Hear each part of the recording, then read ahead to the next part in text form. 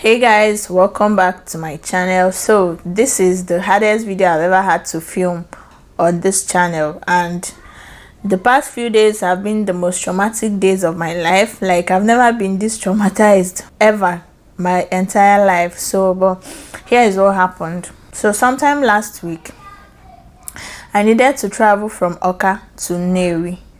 So normally now I went to Unizik Junction, which was where I entered the bus, normal Eastern Mass. So our bus moved. This was happening around 12 p.m. in the afternoon. So we started our journey now. The bus was very lively, like everybody was happy, and we had a bus DJ. Like, one guy like that was just blasting music with his phone on the bus. Like, everybody was just so happy, talking and gisting and all that. So we continued our journey. Everything was smooth and fine. We didn't know that our worst nightmare was about to hit us. So when we got to I'm even getting scared talking about this thing. So when we got to Nimo, there's this place at Nimo where they usually wash bitter leaf in large quantity. If you're conversant with Anambra roads, you know the place I'm talking about. Like, there are farmers there, they farm bitter leaf, but they also wash the bitter leaves in large quantities, because people who need bitter leaf for big occasions usually come there to buy the bitter leaf in large quantities. So on that same road of that bitter leaf people, there's also that Tony Mas company. I don't know what they usually do there, but I know there's always a Tony Mas company around there just before you get to Okacha Junction. So before we got to that bitter leaf people side, like, our bus was very close to that side. So as we were coming, we noticed that the first bus that left before us was standing at a halt. Like, there's this car in front trying to reverse. Like, we thought they were trying to reverse. So we were like, we didn't suspect anything now. So our bus was busy going forward. So the first system mass that left before us was standing there waiting for the car to reverse so that everybody would go their way. And also there was another saloon car in front of the Eastern Mass, like in front of the first Eastern Mass. So we came there, we came closer. Our driver was waiting, but they were taking their time. Like, the person reversing, they were taking their time. So everybody was not like, because the road was quite wide, so there's no reason for any car to obstruct anybody. But since this kind of thing, like, nobody had it in mind that this was what was about to happen. So we were then, everybody was not like, if you have your Igbo friends, let them translate for you.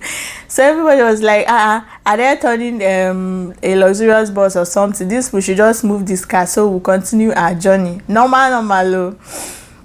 So we didn't know that the car that was pretending like it was trying to reverse, it was waiting for their other group behind us to be in position so that they would, like, carry out their so that they will carry out their operation or whatever. So the next thing, we were still there waiting. Now the next thing, we noticed two guys from the car that was trying to reverse jumped down from the car with guns. So it's like everybody saw it at the same time. So we all, like, the two drivers, out of fear, they went to collide with each other. Like, the two Eastern Mass bus drivers, out of fear, they collided with each other. So now our own bus, the door to our bus was being obstructed by the other bus. So you just had very tiny space. You have to keep squeezing yourself, like, with your side before you can come out. So, and the windows are this kind of windows, it's not those easy ones that you can just open and jump out from. So all of us try to, like, fit into that same tiny door. That was when everybody was struggling. That Eventually I was the last person, because see, normally I like sitting behind the driver whenever I'm entering a public transport. I just like sitting behind, immediately that seat behind the driver, you know, there's always enough space there. That's where I usually sit normal. So but that particular day I did not sit there. I went to sit at the back, something that I don't usually do. I just went to sit at the back. So eventually when these things started happening, I was the last person to jump down from the bus. So when I jumped down, I was seriously trying to squeeze myself. If I decided to run through the other side, I would jam those two guys with guns. So I just kept forcing myself until I came out from the other side. So immediately I came out from that side, I jammed the next person, like one of the guys from the back. I jammed him. So as he was coming towards me, he was like, hold it there, hold it there. But then I noticed that he was struggling with his pistol, because he had a pistol. The person that was saying hold it there, he had a pistol. So but then he was like fumbling with the pistol. I don't know what the issue was, but I just believe it was God that was doing his miracle for me. So with the, like, I noticed that he was distracted with the gun he was handling. That was how I jumped. Like, we were practically at the middle of the road. So my mind told me that if I decide to run, they might decide to shoot or something, because I've heard from other people's experiences and I've heard enough stories to know that you don't argue or fight or disobey all these any criminal with gun or weapon or whatever. So normally I would have just stood there or maybe lay down on the floor as he was telling me to hold it there. But I don't know where this braveness came from, or this bravery. I don't know where this bravery came from. So I jumped from where I was. This was middle of the road. In my mind, I wanted to jump to the other side of the road, which was a bush, a thick bush. So I wanted, when I jumped there, I'll roll down into the forest, because I felt it was better for me. Number one, if they decide to shoot, they will not get any vital area or whatever. All these things are happening with these splits of seconds, but my brain was working overtime, you guys. So that was how I jumped, hoping to, roll. But ladies and gentlemen, I did not roll shit. I'm laughing now, it's sounding funny, but that day was so, even till now, I still haven't gotten over this trauma. So I jumped.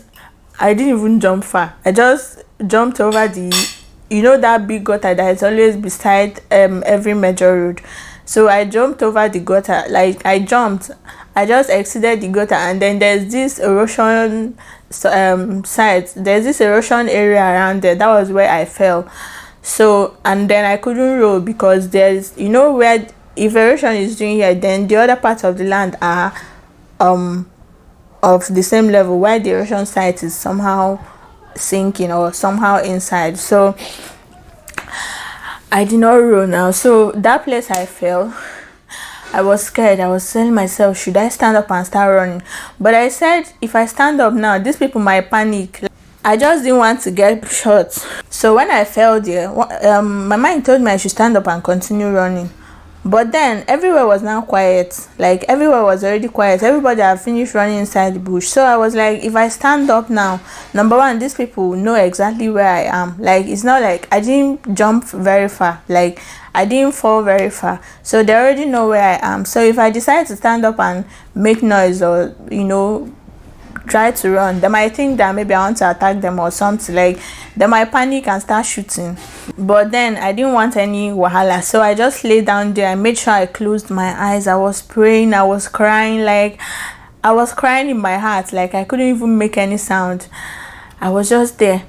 And the worst part is that place I fell into, all these black ants that used to be in the farm. Like, all these black ants, they're usually in a group. I don't know what they are called. I fell into their house. It should be soldier ants. I fell into their house. So as I was laying down there, praying, like I was crying and praying. There's no name I did not call God.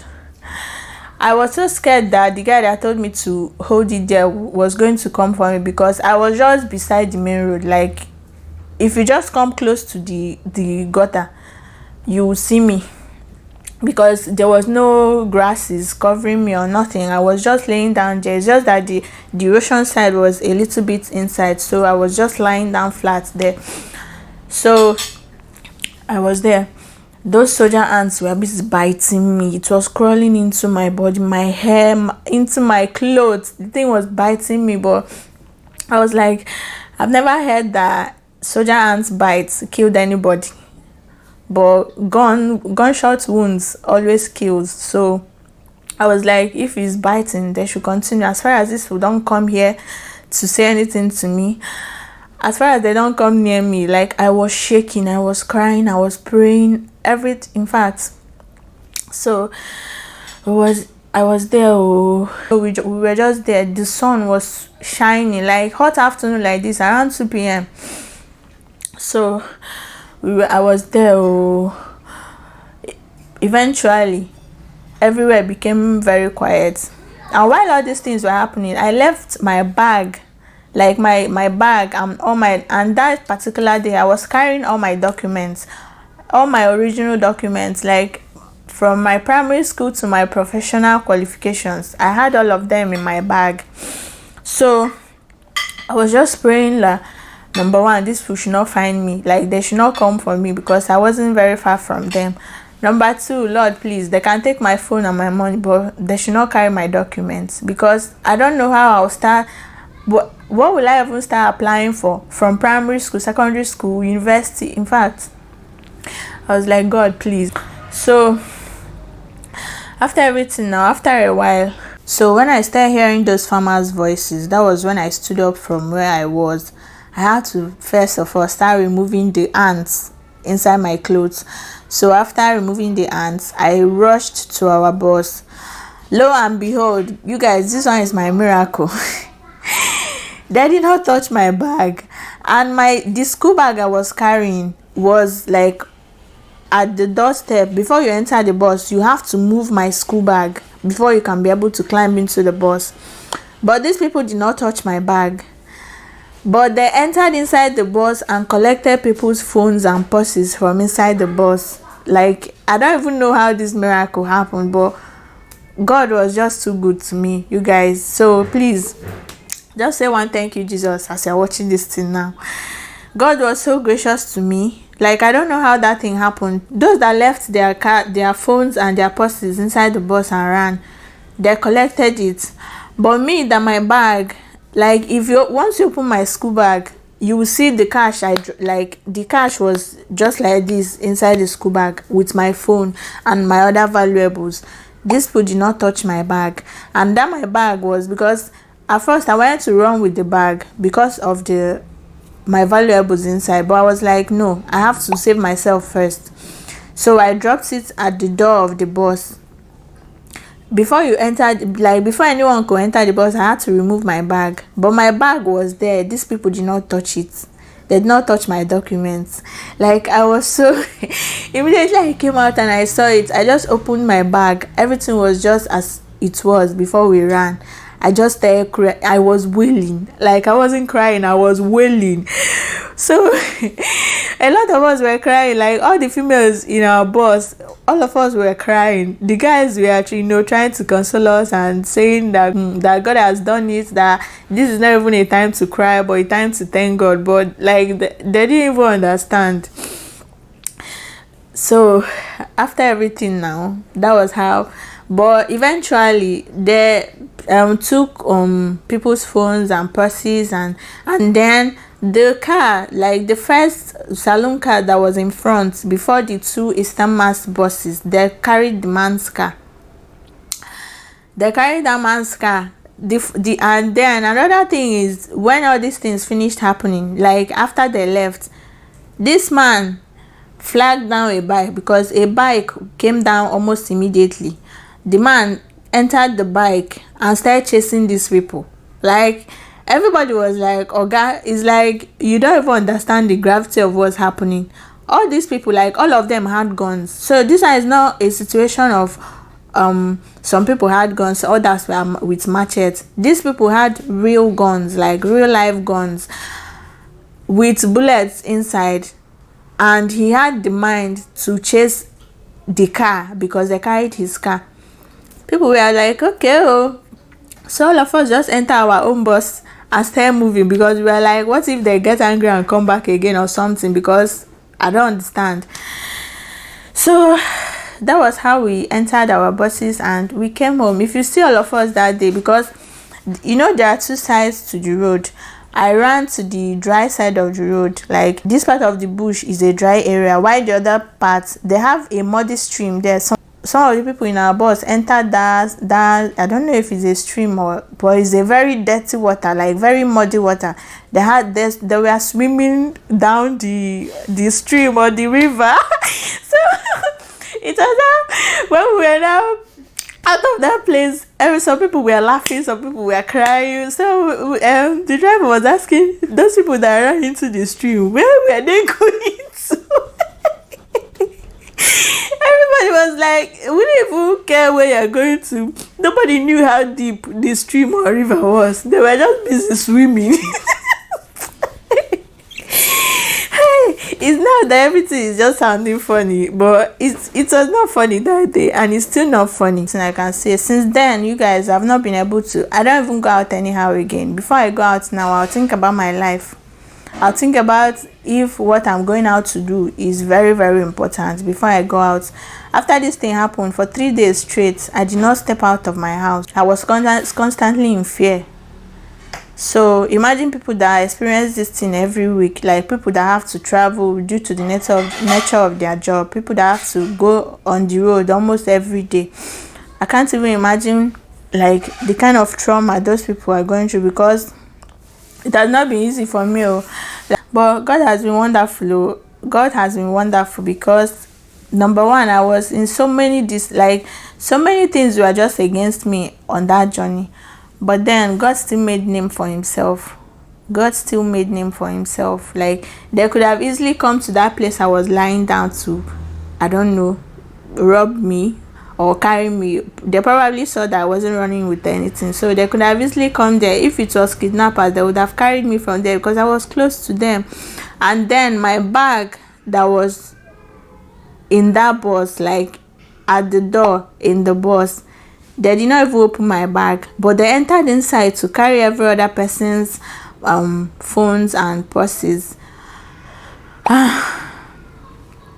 You guys, God has been wonderful to me. But yeah, that's my story. So you guys just thank God for me in any way you can. Just thank God for me in your own language. That'll be all for this video. See ya.